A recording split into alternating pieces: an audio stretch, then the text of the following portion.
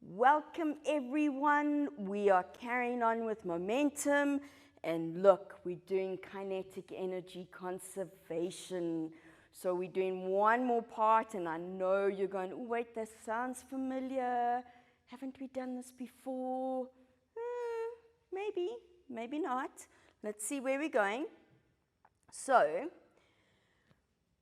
when you hear a tennis ball being hit, you hear a noise. Why? Where does that come from? Sound is a form of energy. Where? How? That's what we're looking at, is where does that noise come from? Okay? So you're going to keep that in the back of your head. Now, we've done most of this. We're doing really well. So today, we're going to look at the conservation of kinetic energy. So there's a couple of key words we need to remember. First one being, okay, no, I don't want that. First one being, what is kinetic energy? Oh, we're going to remember some stuff from when we were from a younger age, okay? Elastic collision, that's a new word. We haven't discussed that before.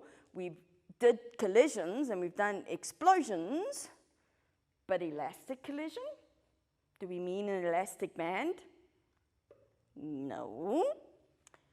We're also going to talk about what are inelastic collisions. So now we're going to separate our collisions into two different types, elastic and inelastic, and we're going to talk about what that means because it's actually really important for us.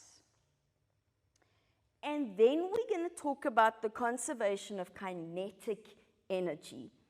And I'm using the word kinetic very, very, very specifically, okay? Because I'm not doing energy as a whole. Be very careful. So, let's look at what we're going to discuss today. Number one, we've got to remember the equation. EK equals a half mv squared. You've seen that equation before. We'll do it in detail. It's on your information sheet. Yay. Okay? Then we're going to talk about what an elastic collision is. We're going to talk about what an inelastic collision is. And the two are going to go together. So we're going to talk about the consequences of these types of these collisions with regards to kinetic energy. So that's our focus now, all right?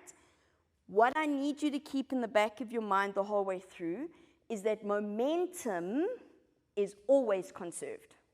There's no exception to that. So, if we look at the question, what is kinetic energy?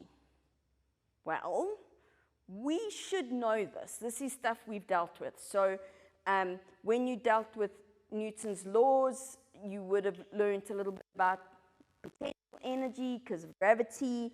So we know there's potential energy, we know there's kinetic energy, we know there's heat energy, there's chemical potential energy. There's lots of types. I'm concerned with kinetic. The word kinetic means motion, means busy, means dynamic. So kinetic energy has to do with motion. For an object to have kinetic energy, it must be moving. So if I stand really still, which is very difficult for me, I don't have kinetic energy right now. When I move, so now my hands are moving, heaven forbid you tie them behind my back. When with my hands moving, they have kinetic energy. My feet don't, because they're stationary in one place. Also difficult for me. Have to always be moving, so I have lots of kinetic energy. How do we work it out? Well, we know, definition first, sorry. Kinetic energy is the energy that an object has due to its motion. Definition, learn it, okay? That gives us the equation EK equals a half mv squared. So let's just remind ourselves what all of these mean.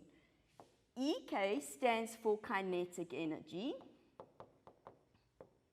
We know that kinetic energy is measured in joules.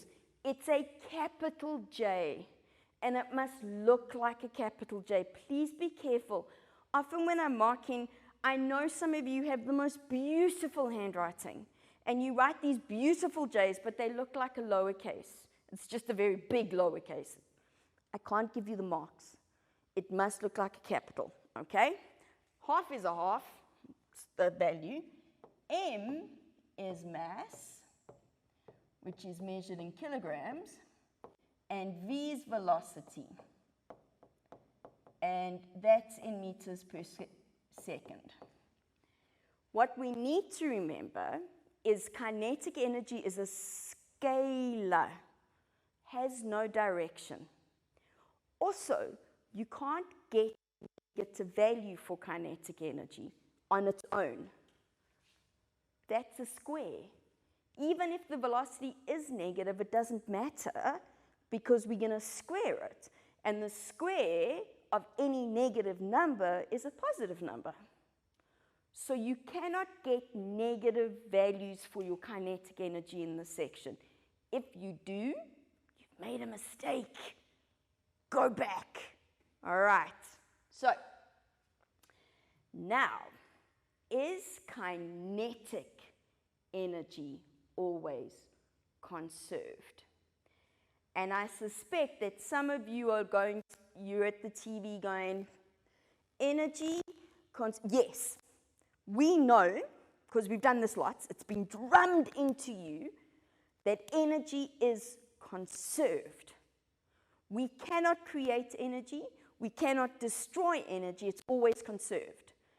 But the full statement of the conservation of energy is this: energy cannot be created or destroyed, it is simply transferred to another type of energy.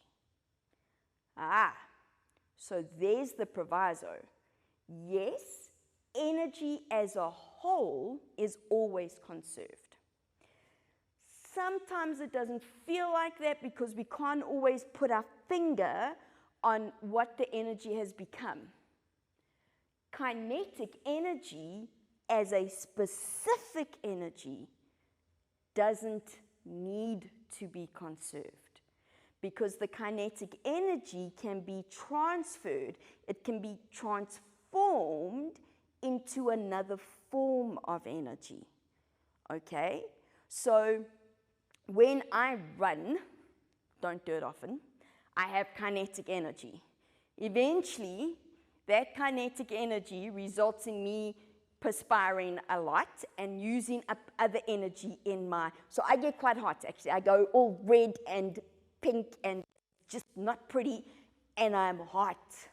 So the kinetic energy I had is changing into heat energy on my face.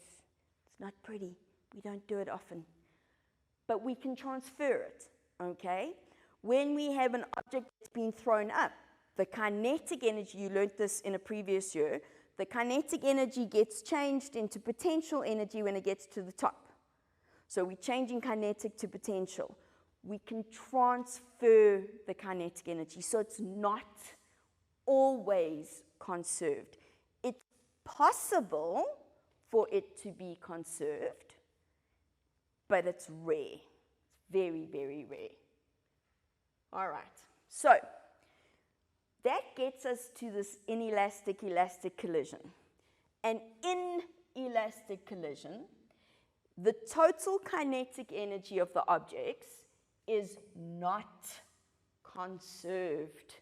So when we have what we call an inelastic collision, the kinetic energy of all the objects before they collide and the kinetic energy after they collide are not equal. It's not equal. The kinetic energy doesn't get lost, okay? It's transferred to something else. And when we put this in an equation, Remember that sigma means sum, so the total kinetic energy initially is not equal to the total kinetic energy after the collision. Inelastic. 99% of all collisions are inelastic because we live in a real world. So when two objects collide, even like when I clap my hands, the kinetic energy gets transferred into sound. Sound's an energy. Sound is a form of energy, so we transfer in the kinetic energy. Then we get elastic collisions, very rare. Here, my kinetic energy is conserved. So the total energy the system has before the objects collide is equal to the total energy after they collide. Here, we cannot have an explosion, so objects that are together that then move apart, where the kinetic energy is conserved. That is not possible. All right, so just be careful with that. These have to be collisions. Here, my initial kinetic energy will be equal to my final kinetic energy. We're going to do some problems near the end of the program, and I'm going to show you how to work with this. This statement becomes a proof. So we have to remember how we do proofs in maths. Okay, maths can't, your maths ability, your maths skills can't be left at the door when you write a physics paper. They've got to come with you because they're important. Okay, so we've discussed the conservation a little bit. We're going to take a short break, and when we come back, we're going to look at how we can recognize elastic and inelastic collisions. Okay, so we're going to take a short break, and we'll be back in a couple of minutes.